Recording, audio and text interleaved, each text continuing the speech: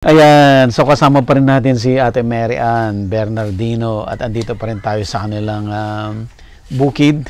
Sa dito Krunali yan. Urban Farmers. Ano pa? Ang tawag po namin dito is Krunali Urban Farmers. Ayan, so sila po ay matagal na, ilang dekada na ho kayo nakatira dito? Bali, yung angkan po ng pamilya ng asawa ko is dito na sila lahat ipinanganak. Wala po silang probinsya. Dito lang talaga? Dito lang talaga sila. Oh, mga ilang taon na po yan? Mga 40, 50 years? Bali, yung biyanan ko po, nasa 70 na yan siya. Dito na siya lumaki? Yung pang lolo niya noon. Yung lolo din ng asawa ko, dito din po. Ay, talagang nung araw pa talaga. Opo. Nung itong Quezon City ay bukid pa lahat. Bali, dati po kasi bago to naging Quezon City, ito po ay part ng Marikina. Bago siya. Nung dumating si Manuel L. Quezon na naging presidente siya, saka lang naging Quezon City. Kaya yung mga kapanganakan nila nung araw nila lolo, Marikina ang address. Marikina ang address. Ganun pala yun. Okay, so ang kasalukuyang problema dito ay dahil nga sa city, paliit ng paliit yung inyong area, sakahan, kasi maraming mga nagbabahay. Maliban po sa nagbabahay, yung gustong magtayo ng mga establishment po na para sa kanila mas matimbang para sa kanila kasi siguro doon may kita sila, may ano. Kasi itong lugar po na to ay sinasabi ng UP Diliman ay kanila. Opo. Inaangkin po nila. Pero yun nga po yung inaano namin is bago dumating si UP dito, andito na.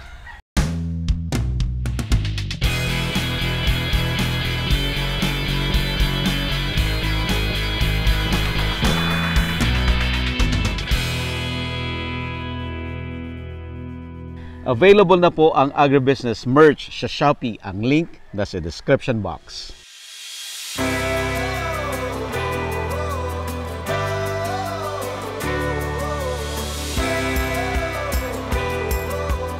Open pa po ang ating early bird promo sa agribusiness Grand Meet and Greet sa August 18, 2024 na gaganapin sa Gazebo Royal sa Quezon City. Introducing ang ating mga special guest speakers. Ronald Mascareñas, former president ng Bounty Fresh at ang manok ng bayan, Chugs to Go. Guido Bagsik, owner ng Gid Bagsik Rice Mill, isa po sa pinakamalaking rice mill sa buong Pilipinas. Abangan po ang ating mga susunod pang mga guest speakers. Magkita-kita po tayo August 18 sa Gazebo Royal. Huwag kong kalimutang mag-register.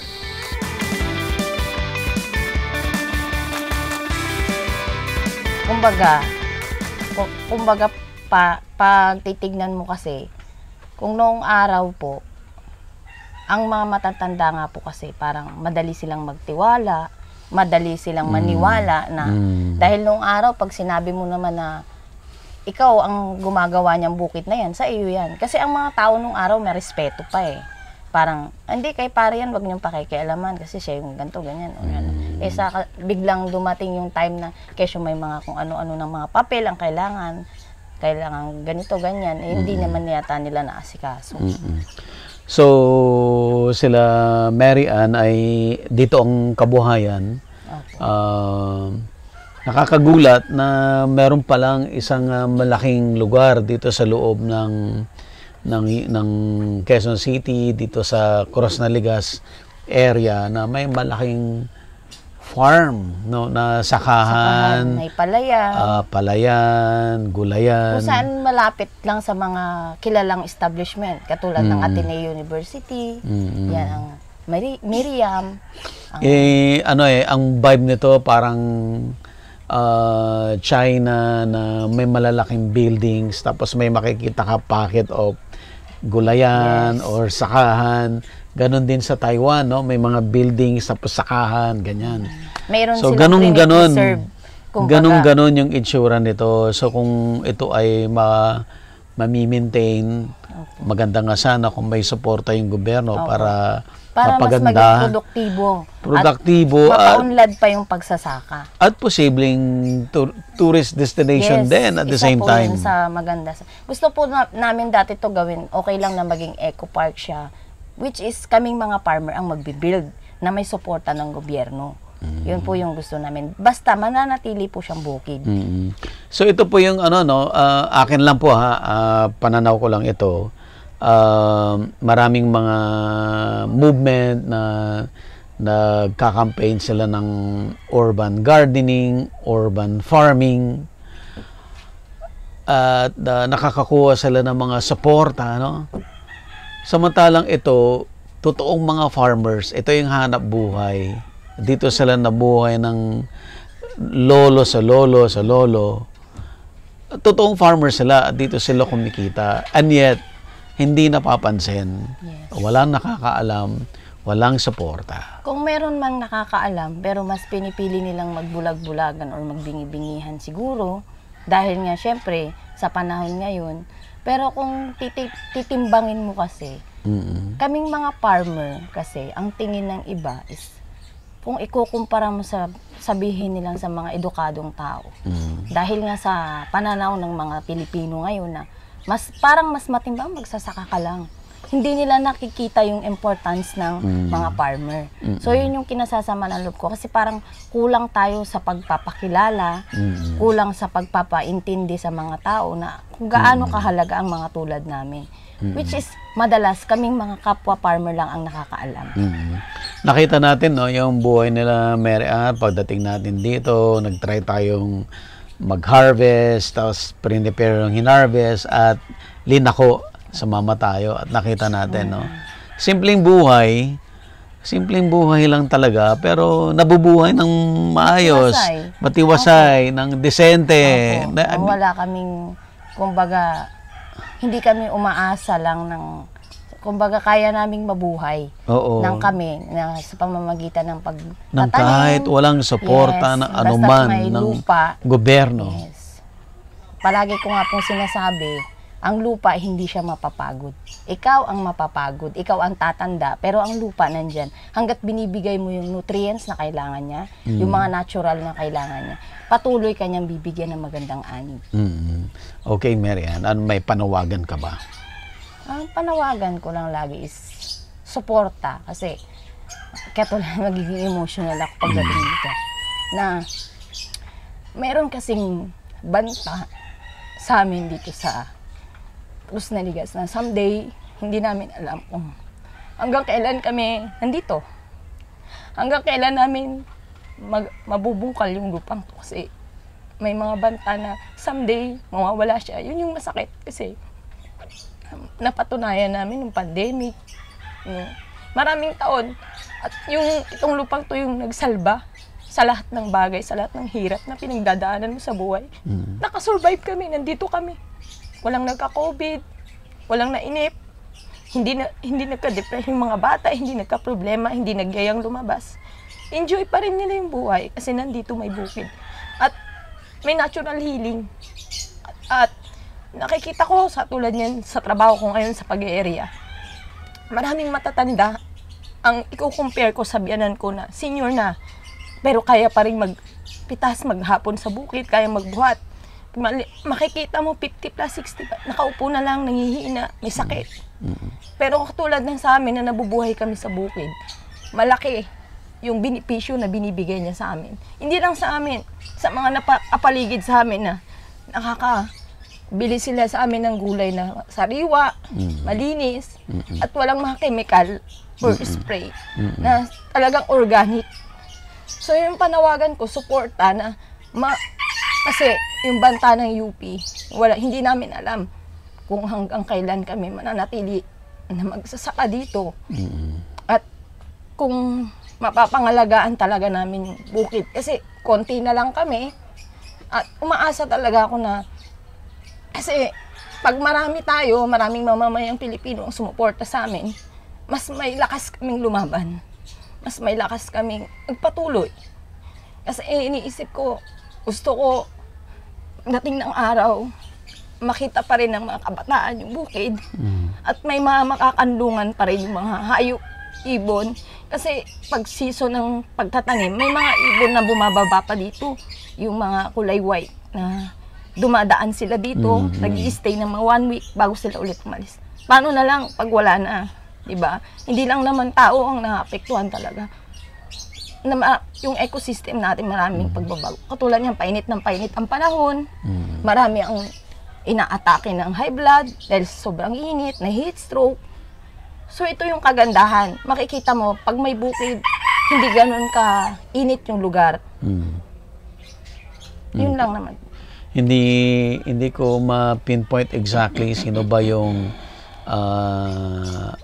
ahensya ng gobyerno na pwedeng tumulong sa kanila. Like na-mention mo kanina, nung nag-harvest tayo, may mga farm equipment, sa farm machineries na kailangan. Hindi ko alam kung ang Department of Agriculture or city government ng Quezon City, kung may bibigay silang tulong na ganyan, sana may nakakapanood. Kung anong ahensya ng gobyerno ang pwedeng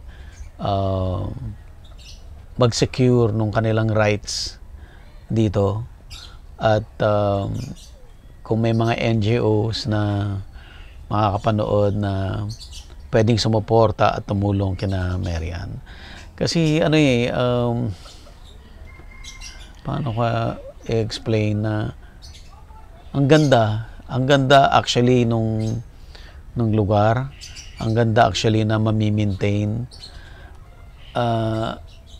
At sila dapat yung tulungan kasi sila yung mga magsasaka na hindi umaasa ng tulong kahit kanino, di ba? Pero and yet, ginagawa nila yung farming.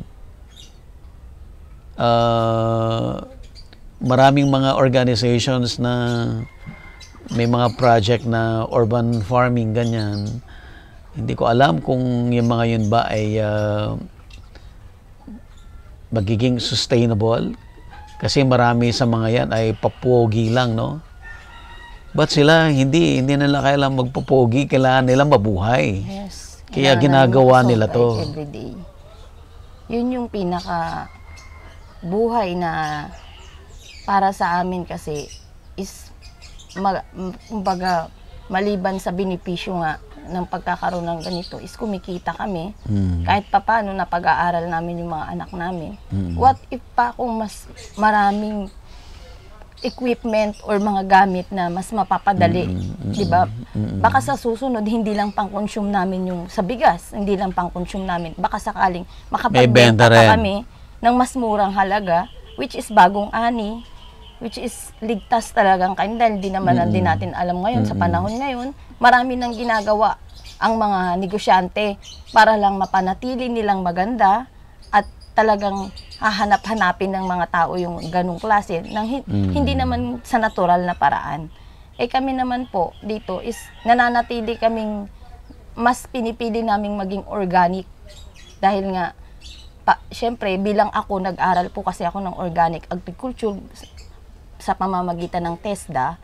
Bali mas mula po nung nag-aral ako noon, ang unang-una ko po talagang natutunan sa pag-aaral ng organic agriculture dyan is magkaroon ng care sa mga bumibili, sa pamilya mo, na hindi lang ikaw yung kakain ng produkto na yan. Kaya kailangan ligtas.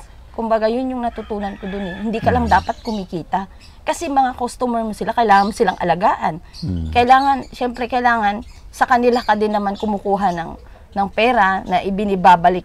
Balik mo rin sa pamamagitan ng mga gulay na alam mong masustansya. Yun nga, naligtas. So, yun yung pinaka-bonus talaga nila pag sa akin sila bumibili ng gulay. Para sa akin, ito yung perfect site for agritourism na urban farming. Oh, thank you po. Okay. Thank you, Marian. Itong experience na to ay one of a kind. Yes, hindi malilimutan. Masasabi ko na ito yung heartfelt episode ng agribusiness.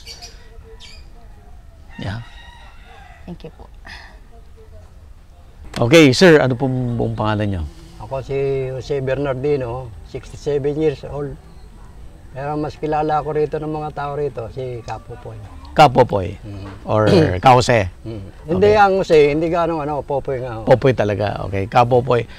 Kayo dito na pinanganak. Oo, ang Marikina pa nakakasakop doon nung araw eh. Pero dito naman ako lumaki nga. Ah, okay. Dito kayo pinanganak? Oo, yung pati mga utol ko. Dito rin. So ang magulang nyo dito rin talaga? Oo, liti mo taga rito ang tatay ko, lolo ko. Pati lolo nyo dito? Mm-hmm. So mga anong taon nung ang lolo nyo dumating dito? O tatay pa niya? Tatay pa ng lolo nyo? Tatay pa niya, oo. Pero doon ang bahayo nila dyan sa, kung tawagin yung Paltok. So tubong dito talaga, sir? Oo. Pati nanay ko, tubo naman dito sa may bandang wildlife, yung Palanas. Taga doon naman ang nanay ko. Oh, I see. Ano to nung araw? Talagang bukirno ito. Palaya mga puno na yan, yung mga kawayan na yan. Kailan lang ho yan? Kaya noong 1994, 92, nung ginawa ko itong Hardin ng Rosas, ay nung mayari nga yan, inaugurasyon, si Presidente Fidel Ramos pa ang presidente noon, nagpunta riyan. Ang ginawa ng UP, para hindi makita nga ni Presidente Ramos ng kabukiran, mula ho doon, pagpasok doon sa Puka Aguinaldo, papunta riyan. Talagang umano ng Metro Manila Transit, bumper to bumper. Para hindi makita ni Presidente Ramos. Itong kabukiran na ito na. Talaga. Kasi yung ginawa ko yan, Hardin ng Rosas na yan, palayan yan, may tanim pampala yan eh. Nung ginawa nga kasi yan, isang pagsubok ng UP, yung batas ng, yung cart ni President Cory Aquino. Pinag-ano namin sa Darian. Ngayon, na-issue na kami ng notice of coverage. Dito? Dito. Kaya ginawa yung pagsubok ng UP. Ilang hektarya yung covered ng notice of, ano tawag doon? Coverage? Bali 48 hectares yung inano ng dar sa amin ito eh. Yung notice of coverage? Oo, lumit na ng lumit. Kasi itong Amorsolo, dinaanan nyo, palayan din yan. Yung Karingal na yan, palayan din yan. Sako pa rin ang Cross na Ligas yan. Kaya naunti na UP. Ilang pamilya ho ba ang nakatara dito, sir? Ilang pamilya po lahat kayo dito ngayon? Dito lang sa lugar ko, kami lang Pamilya? Pamilya. Pamangking ko, anak ko. Kami lang rito. Tapos dito, yung mga ibang darihan, ibang mga pamilya rin yan? Oo, yung mga baga sa dayuhan na sila, hindi na Leyte Montagarian. Okay. Kami Leyte Montagarito, hindi kami makapagpagawa ng bahay, makapag-repair. Kasi, kailangan humingi ka ng permiso sa UP. Ba't ako lalapit sa UP? Kasi bibigyan nga ng permit para makapag-repair ng bahay, may kasunduan. Oras na kailanganin ng UP ang lupa, wala nang cheche-boreche. Naalis ka. Kasi permado ko eh. Ang namin, pinaglalaban nga namin to. Yung ng cart nga, dapat kasunod na nga yan eh. Klowa na eh. Anong sabi po ng DAR? Wala silang hanggang ito nga si Duterte. Di malaya na tao pumasok, labas-pasok sa DAR din noon. Di kami nagpa-follow up. Hanggang malaunan, talagang umamin sa akin yung na sila, parang nakatali na kami nila. Kasi naano ng UP, academic lang daw do. Samantalang mas una pa nga itong matatanda na sinaka nga ito eh. Kaya ng 2022, pandemic yun, ako pinadala ng presidente ng UP, ng cease and desist order. Na within 60 days, harvestin na namin yung aming mga pananim. At kasi raw kami nagtanim, hindi raw kami nagpapaalam sa UP. Hindi ko nga tinanggap yung sulat. Sabi ko nga doon sa pulis ng UP, ba't kami magpapalam sa UP? Wala pa UP, sinasaka ng mga magulang namin to, mga ninuno namin, hanggang kami na nga pumalit. Hanggang sa buti, nakatulong yung sansangay ng gobyerno, yung NAPSI. na yung National Anti-Poverty Commission, Mm. pinadala ng UP ng sulat para kami magkausap nga. Mm. Ngayon, pitong department ng ng gobyerno, ANGDAR, DA, DSWD, DOST, basta pitong palibas at pandemic, Mm. sa Zoom conference kami mag-usap. Oh. Hindi nga, nagka-sit kami sa conference. Doon kami sa barangay ng Cruz Naligas. Kami magsasaka, nandun kami. Oh. Di ngayon, nung sabi na nga ng Presidente ni Concepcion, ngayon, hindi tayo gaano magkaintindihan dito sa pag-uusap natin sa Oh. Zoom conference. Sabi ko, sabi niya, mas maganda pa, face-to-face tayo. Mm. Sabi ko, mas maganda yan, sir. Mm. Sabi niya, sige, set natin. Kung kailan tayo kung pwedeng mag-usap. Yun nangyari? Sabi niya, hanap tayo ng venue. Sabi ko nga, kung gusto niyo, dito tayo sa barangay. Hindi naman na yun. Dito kami nagkaroon ng pag-uusap. Saan? Diyan sa may puno sa Dito mismo? Oo. Pumunta sila rito? Pumunta rito. Ano po nangyari? Napagano naman, maraming tao rito. Pati yung barangay captain namin, nandito. Ang inano nga, kaya raw kami pinadala ng sulat, ng cease and desist order. Mm. Kasi kami raw, pinasok na raw ng private farm. Kaya sabi namin, anong private farm? Wala naman kami pinapapasok dito ng private farm. Mm.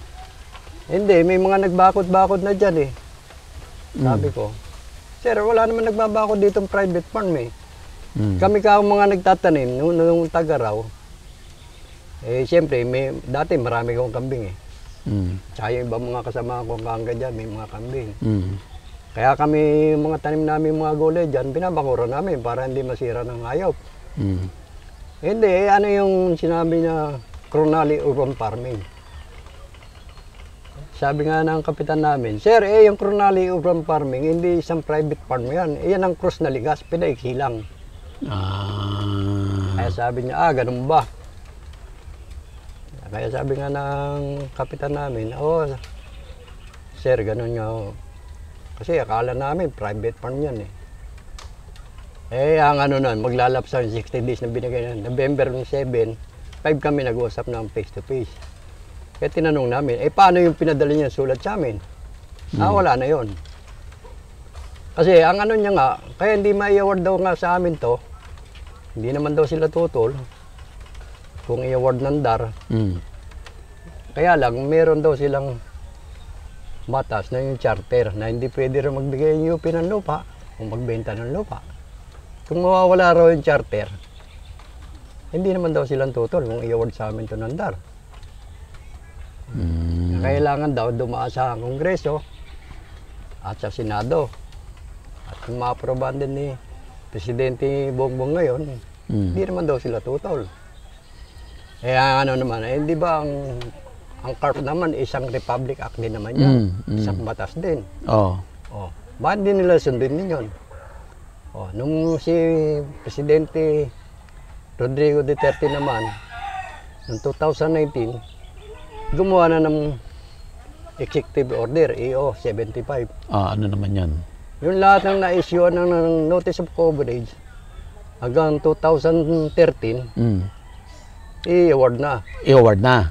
Na-issuean na kayo? Kami na-issue. 1992, yung nito, naging baliwala nga yun dahil nga natuloy yung paggawa nga niyang Harding ng Rosas. At nung yung abogado namin nasama sa plane crash ng Cebu Pacific. Yun. I Kaya see. natulog yung kaso namin. Hanggang sabi, ang ng UP, natalo na raw kami magsasaka.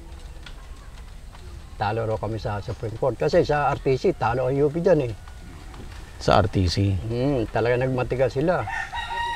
Na itinuloy nila pinatitigil yung paggawa dyan Itinuloy rin din nila. Kaya noong 2006, may tumulong naman sa amin. Professor din ng UP yun. Pero retired siya. Sabi niya, wala kayong record na talo kayo. Ngayon, mag-file tayo uli ng bago. Kaya nakapag-file naman kami uli ng bago sa sa DAR. O, na-issue din na kami ng notice of coverage, 2006. Kaya kasama ako ng taga-DAR, nag-receive ng sulat sa UP, yung notice of coverage nga. Kaya first time ko nakakit dyan sa opisina ng presidente ng UP. Pati ang City Hall, binigyan ng kopya. Barangay UP, Barangay Cruzanegas, binigyan din ng taga-DAR ng sulat, ng kopya. Nakalagay doon, within 50 days. Yung kung sa UP nga itong lupa na ito, surrender nila sa DAR yung titulo para may award nga sa amin. At kaya nga, binigyan nga ng kopya ang City Hall para may publish. Kung sino man may naghahabol sa lupa na ito, makipag-ugdaya sila sa DAR. Wala natulog din yung kaso nga namin, 2006. Natulog din? Ayaw nga yan nga ng UP nga. Kumbaga sa naano nga nilang DAR nga na huwag kami tulungan nga ngayon, sabi nyo kanina, marami na nag-interview sa inyo. Marami na, hindi lumalabas niya yung panawagan namin na yan. Kung di ba si Presidente Bongbong ngayon, inaano niya, kailangan magsasaka talaga mabigyan ng lupa. Kaya hindi na makarating nga sa mataas nga itong problema namin na ito dapat yung notice of coverage namin pwede rin naman makancel yun kung private land. Hindi naman private land itong namin na ito Government to Government land to. Kaya inaano namin, kung talaga makarating kay BBM to, baka ma-award sa amin to. Ngayon nga, UP, ngayon, hindi kami ganong inaanuhan nga ngayon ito. Pero hinihingi namin, miski kapirasong papel na lang. Kahit hindi na namin makuha namin lahat ito. Kasi yung mga matatanda talagang nagkaubos na. Ilan na lang kami. Ngayon, sa anak ko, isa lang din yung tumutulong sa akin. Malauna, yung mga apo ko, wala namang hilig na rin sa bukid ngayon, kaya meron kahit kapirasong, bigyan na lang kami. Na meron kami talagang pinanghawakan na sariling amin to. Mawala man ako sa mundo Masaya na ako. Dahil sa aming magkakapatid, 6 kami, ako na lang natitira. Kaya siguro ako, kaya hindi pa ako kinukuha ni Lord. Ito yung pinaglalaban ko Para yung mga anak ko, magkaroon ng may panghawakan sila rito na sariling amin to. Kaya dati, sinasabi ko sa mga nag-interview sa akin, yan nyo yan. Ibang mga kasabang ko, iba nga talaga nawala nung nag-aadam sa ilan na lang kami, 6 na lang kami talaga gumagawa sa bukid pagka ganitong tagulan. Talang dati, 25 kami. Mga matatanda noon, ako pinakabata noon. Anong may panawagan ba kayo, sir? Panawagan ko nga sana kay Presidente BBM, yung inaano niya yung mga magsasaka, dapat talaga mabigyan ng lupang sinasaka. Yung sinasaka namin ito, mapasa amin na. Mahabang panahon na pinaglaban to ng mga matatanda. Laging aano ng UP, yung charter nila, hindi rin pwedeng magbigay ng lupa. O magbenta ng lupa. Pero, inaano nila sa lupa? Pinatayo nila ng UP Town, Techno-Hub. Yan pa sasabihin na academic lang yan? Okay. Kaya inaano namin, na yan ang sana makarating kay Presidente BBM, itong problema namin magsasaka ng Cruz na Ligas, may award na sa amin. Yun lang masasabi ko. Tulad kahapon, yung pamangkin ko dito, yung bukid niya, hindi nag-aanong maganda inaani ng palay nga dahil nung pinapasok ng tubig kanal yun, tagulan tagaraw, nasasaka yun. Ngayon hindi na masarap ang bigas. Kaya ginawa na lang niya, mga gabihan na rin, talbusan, kangkungan, tsaka iba, inanuhan niya na lang ng manok. Ngayon, binigyan sila ng sulat, wala namang pangalan yung kung sino yung may-ari nung notice na yun.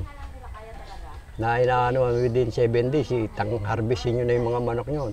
At kikibay namin yung mga bakod. At kukunin namin yung manok. Kaya kahapon, punta ako ron. At dadating daw ng mga taga-OCR eh. Sila raw ang ano eh. Kaya nung pumunta ako ron, eh, ako nga ang presidente nga ng sama namin magsasaka rito. Kaya kinausap ko yung Blue Guard. Ay sabi ko, eh bakit kayo nagbibigay ng notice? Wala namang pangalan kung kanino yung bibigyan nyo. Tapos pati yung ano sa taga-OCR, wala naman sino kung nagpadala noon. Kung sino nagpadala. Basta may logo nga sila ng ano, na kesyo pinagbabawal nga ng OCR na mag-alaga ng mga hayop dito. Baboy, manok, kambing, o ano mga hayop na ano. Mahigpit nilang pinagbabawal. Eh kahapon, nung dumating nga yung Blue Guard, sabi nga sa akin, oh, hindi matutuloy ng mga taga-OCR. Kaya hindi ano. Kaya yung pamangkin ko, sila mga nag-aalaga ng manok doon, medyo naanuhan pa. Ay naano namin, baka naman daw sila uli balikan bigla. Kaya gusto ka namin talaga, may vlogger talaga na may ano. Okay.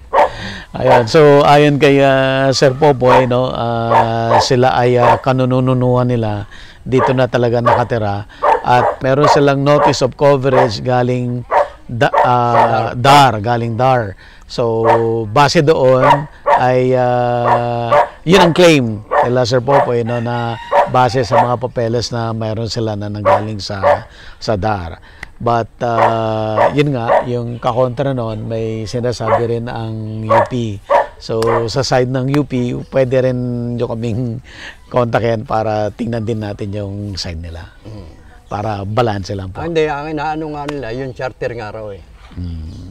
Yun ang nung dumating nga rito si Presidente Concepcion pang Presidente. Ngayon napalitan ng UP. Ng UP. Ngayon napalitan na siya. At sabi ka ni Presidente Concepcion, kung mawala yung charter, hindi naman kami tutol na i-award sa inyo. I-award sa inyo. Yun nga lang, kailangan ng dadaan ng Congress. Ng Congress. Senado, at bagong ma-aproba ng Presidente. Eh, kaya lang, yung problema nga namin, talagang hindi nakakarating sa Presidente. Kahit kami sumusulat kay Presidente Duterte, hanggang kay BBM, na gano'n ang hinaing namin nga, eh wala rin nangyayari. Tatawag lang sila sa DAR, o puntahan nyo, follow up nyo, pag pumunta kami ron, asikaso kami. Pero pasa-pasa naman sila. At sabihin, nandun na kay ganun ganito, pag pinunta namin sa ganun departamento, wala pa hindi ano eh. Okay, Sir Popoy. Sige, maraming salamat po. Wala naman po. Ate, may pa-t-shirt ako sa iyo na agribusiness at saka konting tulong ko sa iyo. Ayan, salamat po. Thank you po. Thank you so much. Thank you. Sa agribusiness. Susuot ko to, pwede ko tong uniform, tong white. Yan. Pagpapasok, kasi white yung suot namin. Ganun. Opo, naka-white kami. Ayan. Mary Ann, thank you so much. Napakasaya. Yung bayad ng takwal. Sana makabalik po kayo ulit. Oo, balik kami dan sa Pag may tayo. Balik kami sa taniman. Opo, baka makabalik po kayo para ma-document nyo po yung kanilang, yung bayad ko dun sa takway. Po, yung kanilang bayanihan ng mga matatandang magsasaka. Kasi uso yung pag nagbubunot ng palay, walang bayad, inuman lang pagkatapos. Ayan, nag-enjoy tayo kay Mary Ann. Yes. Isa na namang eye-opener ito sa ating mga Pinoy na may mga tulad pa nila Mary Ann na talagang mahal yung farming. Yes. Hindi kailangan bigyan ng kung ano-ano para lang sila magtanim. Ginagawa nila to kasi kabuhayan nila. Yes. At walang makakatalo sa inang kalikasan sa pagbibigay sa amin ng yaman. Yun lang po. Yun ang tunay na kayamanan. Okay. Thank you po. Thank you so much. Bye-bye po Available na po ang agribusiness merch sa Shopee. Ang link nasa description box. Agribusiness, how it works. Instruct, inspire, succeed.